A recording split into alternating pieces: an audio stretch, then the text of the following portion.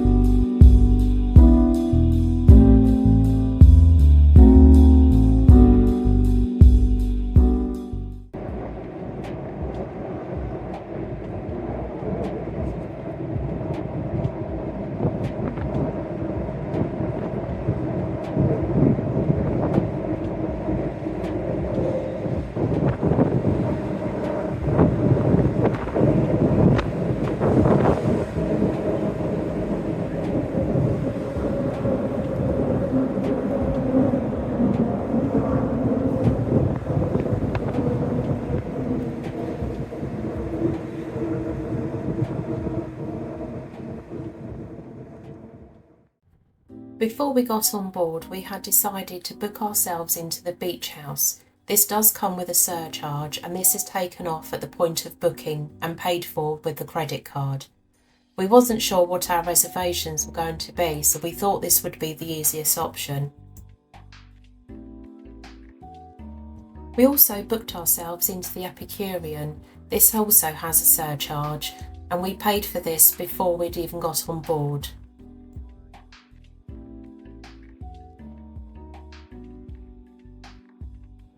The MDR is included in your fare, and every day chicken is served for those that are not adventurous enough to try the foods that are on offer. We enjoyed the beach house so much that we decided to go back again. The food really was very tasty, and I do thoroughly recommend you try these nachos. This did actually taste much better than it looks.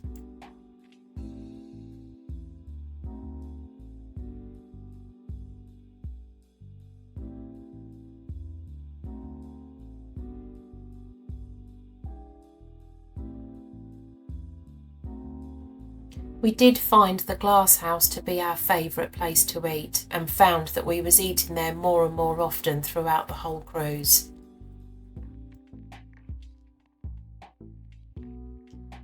These fish and chips were definitely worth having.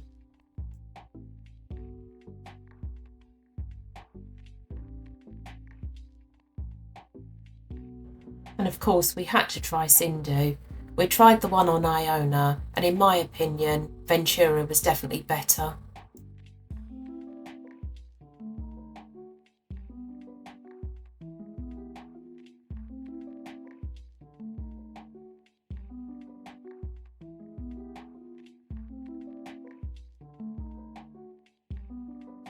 Having the deluxe cabin meant that we got canopies delivered to our room.